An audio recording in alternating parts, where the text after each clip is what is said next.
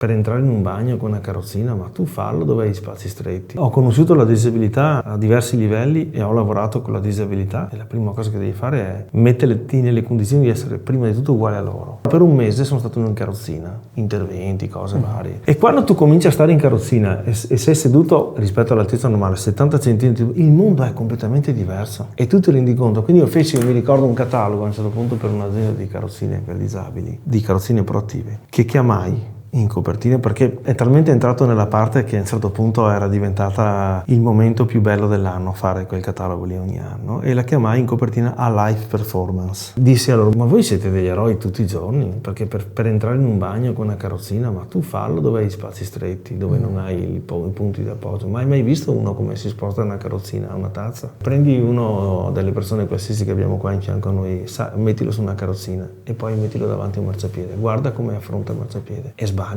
Quindi gli dissi: nel momento in cui voi siete già degli eroi per riuscire a fare una vita come noi, forse è giusto che in quel catalogo vi trasformai in supereroi.